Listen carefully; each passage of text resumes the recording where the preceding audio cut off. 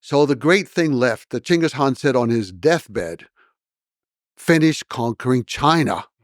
That was the great objective. So Kublai was going to fulfill this, and they didn't know how. The Great Wall of Ships was protecting the Southern Song. This huge Yangtze River was so wide. The ocean on the side, all of these things were protecting them. So he had one of his very smart generals named Aju, who was a real Mongol, but he was also able to think in an innovative way. He was the grandson of Subadai, and he went with his father Urihang Gadai on the conquest of the Red River of northern Vietnam against the Dai Viet people. They went down the river. They were trying to surround the Chinese territory. So we're going to hit them from the north, from the west, and from the south. So they went down the Red River and to conquer the Dai Viet. The Dai Viet moved their army up on the other side by boat, and then they had a whole corps of elephants. So you have the Mongols on one side of the river and the Dai Viet forces on the other side. Orihangadai was a smart man, not a genius, but smart. And he already knew from campaigns in Burma that the only way to rout the elephants was with flaming arrows to the feet. That was it. But he recognized that they came up on boats. Mongols didn't like boats. They crossed the river on a goat skin. They wanted to do something organic. A boat was like a cart. A cart belonged to a woman. It was a floating cart. I am not going over on a floating cart. I'm going to ride a goat skin across the river. So he's assigned one detachment. You have to burn the boats so the Dai Viet cannot escape when we rout the elephants. Well, the battle got started. The elephants are running wild. All kinds of chaos is going on. The group that's sent to burn the boats, they're Mongols. They want to go to war. Why burn a bunch of women's carts? It's just not, floating. So they go and join the battle. They leave the boats. Well, the Mongols won the battle, but the Dai Viet forces got on the boats and sailed back to what's now Hanoi. And then they evacuated the city, took all the food, everything out of the city, and they disappeared into the delta. The Mongols arrived, they conquered, quote unquote, Hanoi, the capital city, and they had nothing. They had nothing. They won every battle, they lost the war. They retreated. Aju was the son of Hangadai, and he saw all this happen, and he recognized the importance of water and boats, and so he knew. And he spent his time studying the Yangtze River and every little river around it and the cities. And the crucial thing he saw was the cities are heavily, heavily fortified on the land side because invasion comes from the land, and they expect this little line of boats to protect them on the water. And so their city walls are weak. The defenses are weak on that side. That's where we have to attack. So how? They sent off to the Ilkhanate, to Persia, where Genghis Khan, his uncle, was now dead, and his cousins were ruling there, or his nephews, we would say, or cousins' nephew. So they sent over engineers to build a special kind of trebuchet, a catapult. And they had to play around with it to adapt it for a boat because they were usually made for stable ground, but they adapted it for the boat and for throwing heavy things and also for some incendiary bombs. They developed it, and they attacked the first city. It fell. They attacked it fell. They had something that was working. They worked their way down the Yangtze River, destroying city after city with this navy. And then the army would move in after the navy had broken down. So this is a catapult on a ship. Catapult on a ship. But we call it trebuchet for this type of catapult. So this is an engineering solution for peoples who are deeply uncomfortable with boats. Yes. And they've accepted it. Yes. Now it's a great weapon. Yeah. It's no longer a woman's cart. It's a bow and arrow. It is a giant bow and arrow. Yeah, it's fascinating. So that they hit them hard on the walls on the weak side. Yes. Where there's the army protection. Yes. And they conquer their way down to Hangzhou, the capital of the Southern Song. They've been in power for a long time, since 970, or now we're already into the 1270s. That's a long time. They are dissipated. They've had imbeciles ruling, all kinds of things going on. And at this point, we have a child in command. But Kublai makes a very strange move. He says, okay, let's invade Japan now. They say, what? wait. We're fighting against the Song dynasty. And most people ascribe it to all kinds of things. But actually, I think there was a great logic to it. One was he had abolished his grandfather's policy of defeat and destroy until they are no more. That was the phrase that was used for their enemies. And he had replaced it with a kind of mercy policy. Try to incorporate them into your army if possible, but be merciful. He did not want to destroy, and he was not. He had a lot of defectors coming in. And because the Mongols prized people with skills, a lot of very clever people with shipbuilding and engineers, and these people were flocking to the Mongols, whereas the scholars were all hanging out in Guangzhou doing calligraphy and poetry and having contests over who could sing or paint, or I don't know what scholars do, but they were being scholars. Yes. But I think there's a very, very good reason for invading Japan, several. The main one was to cut off the supply of sulfur. They needed it for gunpowder in South Song. They lost their sources in northern China when they were driven out. They got it from Japan. It was a great source. But I think there were other reasons. If they could trade, they could also perhaps flee to Japan, and they didn't want that to happen. And then there's this idea of, like, kill the chicken to scare the monkey. It's like, okay, we'll go do this, and then maybe they'll just surrender down there if they see us conquer Japan. Well, it was a total failure. You've got a bunch of ships that are mainly great on the river and right along the coast, and you're crossing some treacherous water there. And the Mongols basically just did not know what they were doing. Okay, you can arrive with a trebuchet and you can throw grenades at the beach. It's not really going to do a lot of damage. It might scare a few horses, but you're not destroying cities. And the Japanese cities were more in. They weren't there on the beach waiting for Mongols to come invade. So he failed in that invasion. So we should say that this is the time of the samurai, right? Yeah, in the Japan. samurai.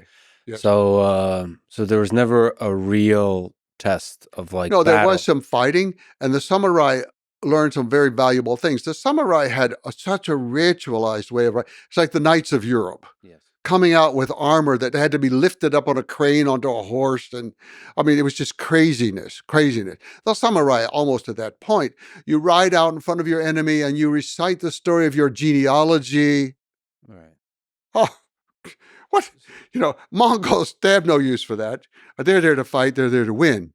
But on the other hand, this was an unknown territory to them, and the weather did turn against them. But I don't want to give too much credit to the weather. I really think that the Japanese defeated them. The Mongols weren't well prepared. Their ships were not very good. They were defeated in the first invasion. Could they get off the ships onto the beach? Oh, they did. They had some skirmishes or small battles on land. Yes, they did. But they didn't successfully complete them. No. So they couldn't do their usual Mongol thing. You're right. Well, see, they don't have enough horses for one thing. Yeah. And there were many tactical things that they had done incorrectly. It's the first time anybody had ever tried to have such a massive invasion. Yeah. So they're just learning the basics of what it means to have a navy. So he has failed to conquer, and he's thinking like a Mongol that you rule those waters and lands, but he ruled the ocean. He stopped the trade. He stopped the supply. He cut off the possibility of the Song dynasty fleeing to Japan. He won in a certain way. He lost, but he had won his objective of cutting off southern China. Also, it gave him Navy some experience with the ocean, and now they were ready to move out into the ocean around southern China. So they were closing in then. Aju was in command, but actually the head command was a man named Bayan, who was a Mongol who had been raised more in Central Asia, He was perhaps born close to the Fergana Valley in that area. We're not exactly sure where he was born, but he grew up over there. And then he eventually was living in what's now Iran. But he came and he took over command of the army. He was very cosmopolitan, sophisticated, intelligent. Aju should have been in command, but Bayan recognized that, and he and Aju worked together very well. Aju knew how to fight the war. Bayan was able to negotiate things back with the capital city and handle things. So Bayan is in command. And so the generals are deserting the South Song right and left. The artisans are all coming up to join the Mongols, get paid. The generals are loading up the boats with all the jewels, and they grab a couple of brothers to the little 5-year-old emperor, and they put them on a boat, and they're fleeing. They even deserted their own families. The generals were corrupt cowards who fled. The person left in charge was the Dowager Empress, an old lady. She had no children. Xie was her name, the Dowager Empress Xie. They said she was missing an eye. She was ugly. They called her Ugly Xie. That's what they called her at that time. She was in charge. And she offered the Mongols everything. I'll give you everything. Please let the emperor stay. Okay, even if you demote him to just being a king, please let him stay. Bayan said no. Total surrender. Total surrender. So she decided to surrender. Well, she said, yes, we will surrender the capital. So Bayan came in with a small group of soldiers. They looked around, and she invited him to come to the palace to surrender. And he said, no, I didn't win this war in the palace. My soldiers won this war in the field. You have to come with the emperor in front of my soldiers to surrender. But he did not harm her. He respected her, and there was no looting of the city. Now, later, they take everything in a very systematic way. They take the archives and all this kind of stuff away. But there's no wholesale looting and killing of people, nothing like that. So they've taken the capital, and she comes out, she surrenders, she bows on the ground towards Beijing, and then she takes the child emperor, and they slowly make their way. She was a little bit sick. It took her a longer time to Beijing, and they surrender again in a public ceremony, bowing to the Kublai Khan. He gives each of them a palace. He gives them a new title. He's trying to show the world this is the new face of Mongols. We don't kill off the old people anymore who are ruling. We're going to give them a palace, treat them nicely and all. But the navy that had fled did not defend the city. Those cowardly generals, they made the new little boy, 7-year-old brother, half-brother to the Emperor Gong was his name. They made him the emperor. Well, they're just floating around on the ocean, losing all support from city after city. The Muslims who were controlling the trade and controlling many of the ships of that area, they were Chinese Muslims, but they were still Muslims. They switched sides to the Mongols because of the religious freedom thing and because they were merchants and their status would be raised. So the Muslims were switching over. The fleet was kind of a fleet lost without a country out there. They had some loyal supporters some places. They dropped the emperor in the ocean. What do you mean? How do you drop the emperor into ocean? They accidentally spilled him into ocean, and then they fished him out, but he died. So fortunately, they had one more 7-year-old half-brother. So on Lantau Island, exactly where the Hong Kong airport is today, well, it's not so new anymore, but I still think it was the new airport on Lantau Island. So they went there, and they had a big coronation ceremony and all. But the people there were not supportive enough. It certainly wasn't Hong Kong then anyway, at the delta of the Pearl River. But so they sailed out farther south to another island, and then they took it over. And of course, the first thing they did was, well, we have to build a palace. What? The Mongols are chasing you, and you're going to stop and build a palace? So these are like the remains of the Chinese. Yes, the generals and the generals, army and the navy. And there was a real competence issue. Yes. Okay. So they're going to build we're a going to palace. protect it with a great wall of the sea. Right. They chained together the boats across the entrance to the harbor. And they put the palace boat, so-called, in the middle. Mhm. The generals didn't trust their own soldiers enough, so they made all of them leave the island and go to the boats to fight the Mongols. So the Mongols arrived, and over and over and over, they asked them to surrender. You won't be harmed, all this kind of stuff. But the Mongols now took over the land. So they had the water all around them, and they had the land. And once the fighting started, they could just shoot down from the highland right onto the ships. And they've cut the ships off from the fresh supply of wood and water. So they can't boil rice. They have to try to eat rice and drink seawater. They're all sick as dogs out there. And the leaders refused to surrender. The little boy is there, 7-year-old emperor. Bing was his name, with his pet parrot. That's the only thing he had left in life, was his pet parrot. Yeah. And then the Mongols, they offered every opportunity, but the prime minister, so-called, coward that he is, although he's treated as a hero today in China and throughout their history, the coward that he was, he said, "We will not disgrace the country by letting them capture the emperor." So first he threw his own wife and children into the water to drown. And then he took the emperor and held him, the 7-year-old, he was 7 years and 1 month. He had just turned 7 years old, and jumped into the water with this child. A child murderer. He's a child murderer to do that. Somehow in the whole ruckus, the cage came undone with the parrot, and the parrot fell in the water too. So the 7-year-old boy and the parrot died in the water. That was the end of one of the greatest dynasties in the history of the world. The Song dynasty, they were intellectually great, they were artistically great, they were technologically great, they were just one of the greatest moments of world history.